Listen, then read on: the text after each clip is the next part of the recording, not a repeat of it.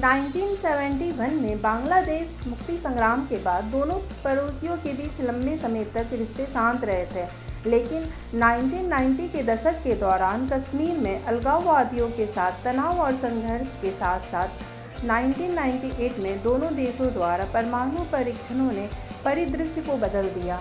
जुझारू माहौल के बावजूद दोनों देशों ने कश्मीर मुद्दे को शांतिपूर्ण और द्विपक्षीय समाधान प्रदान करने के लिए फरवरी 1999 में लाहौर घोषणा पर हस्ताक्षर किए।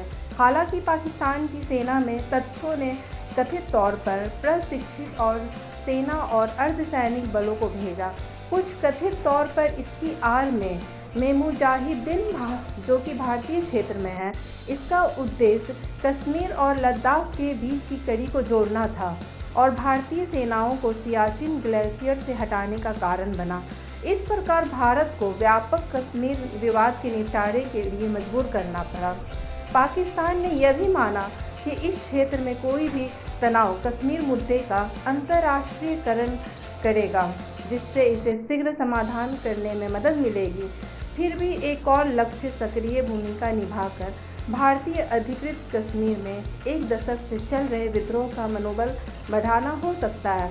कुछ लेखकों ने अनुमान लगाया है कि ऑपरेशन का उद्देश्य 1984 में भारत के ऑपरेशन मेघदूत के प्रतिशोध के रूप में भी हो सकता है, जिसने सियाचिन ग्लेशियर के अधिकांश हिस्से को जब्त कर लिया था।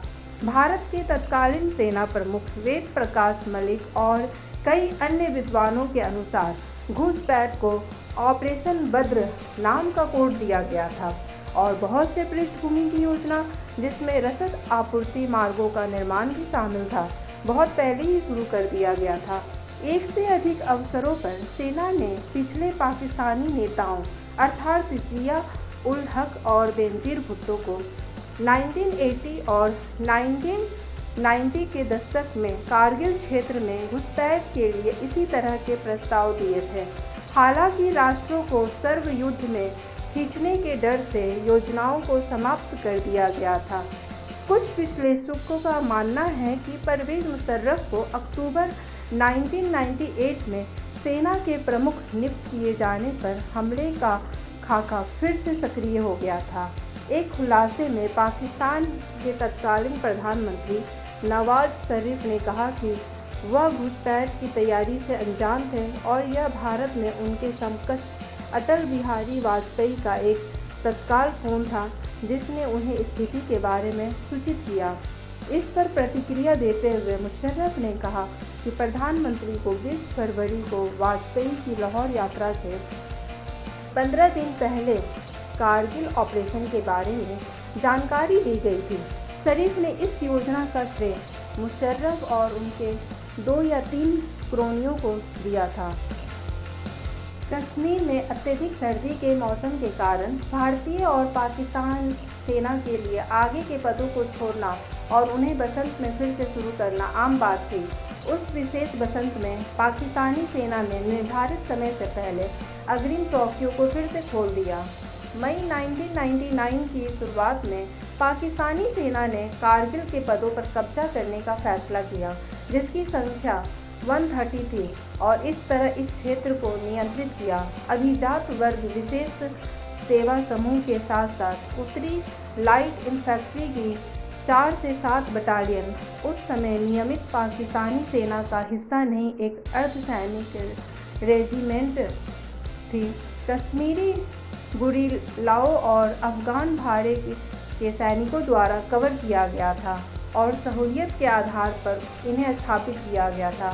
भारतीय नियंत्रित क्षेत्र के बिंदु शुरुआत में नियंत्रण रेखा के पार पाकिस्तान द्वारा भारी तोपखाने की आग के कारण इन घुसपैठों को नहीं देखा गया था, जो घुसपैठियों के लिए कवर प्रदान करता था। लेकिन मई के दूसरे हफ्ते तक एक भारतीय गश्ती दल के घात लगाकर बटालिक क्षेत्र में एक स्थानीय चरवाहे द्वारा टिप ऑफ पर कार्रवाई करने से घुसपैठ की आशंका बढ़ गई। शुरू में अतिक्रमण की प्रकृति या सीमा के बारे में कम जानकारी होने के कारण इलाके में भारतीय सैनिकों ने दावा किया कि उन्हें कुछ दिनों के भीतर निकाल लेंगे। हालांकि एलओसी के साथ कहीं और घुसपैठ की खबरों ने साफ कर दिया कि हमले की पूरी योजना काफ़ी बड़े पैमाने पर थी। अंग्रेज़ द्वारा जब्त किए गए कुल क्षेत्र को आमतौर पर 130 किलोमीटर स्क्वायर 200 किलोमीटर स्क्वायर के बीच स्वीकार किया जाता है। मुशर्रफ ने हालांकि कहा कि भारतीय क्षेत्र के 500 mi स्क्वायर पर कब्जा किया गया था। भारत सरकार के द्वारा जवाबी ऑपरेशन विजय 2 लाख भारतीय सेना को एक साथ जुटाना था। हालांकि इलाके की प्रकृति के कारण विभाजन और वाहिनी के संचालन को माउंट नहीं किया जा सका। अधिकांश लड़ाई का पैमाना रेजिमेंटल या बटालियन स्तर पर था। वास्तव में भारतीय सेना के 2 प्रभाग 20,000 की संख्या भारतीय अर्धसैनिक बलों से कई हजार और वायु सेना को संघर्ष क्षेत्र में तैनात किया गया था। इसमें शामिल होने वाले भारतीय सैनिकों की कुल संख्या कारगिल द्रास सेक्टर पर सैन्य अभियान इस प्रकार 30,000 के करीब था। घुसपैठियों को बैकअप प्रदान करने वालों सहित घुसपैठियों की संख्या को संघर्ष की ऊंचाई पर लगभग 5,000 रखा गया है। इस आंकड़े में पाकिस्तान प्रशासित कश्मीर के सैनिक शामिल हैं, जो अतिरिक्त तोपखाने सहायता प्रदान करने वाले युद्ध में शामिल थे। राष्ट्रीय राजमार्ग संख्या 1A का संरक्षण ये क्या है? कश्मीर का इलाका पहाड़ी और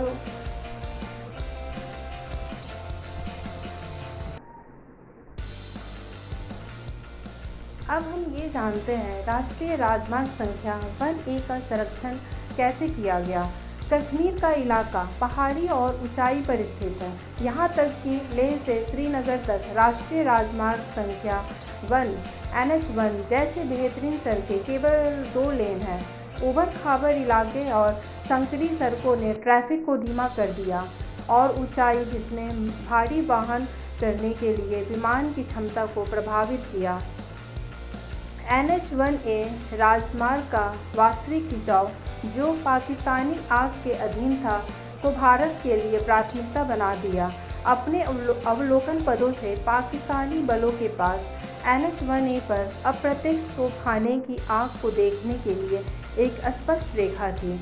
यह भारतीय सेना के लिए एक गंभीर समस्या थी क्योंकि राजमार्ग इसका मुख्य रसद और आपूर्ति मार्ग था। धमनी सड़क की पाकिस्तानी गोलाबारी ने लेह के कटने के खतरे को समाप्त कर दिया।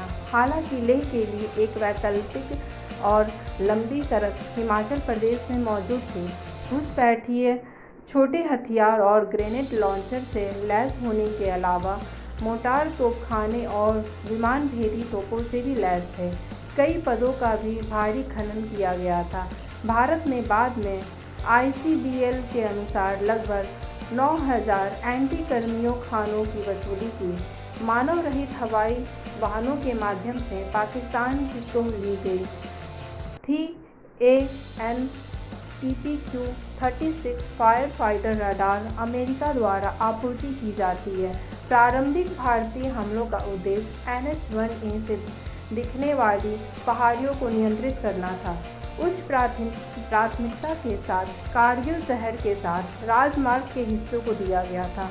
नियंत्रण रेखा के किनारे के अधिकांश पोस्ट राजमार्ग से सटे थे और इसलिए लगभग हर घुसपैठ की गई पोस्ट को पुनरावृत्ति के क्षेत्रीय लाभ और राजमार्ग की सुरक्षा दोनों को चढ़ा दिया।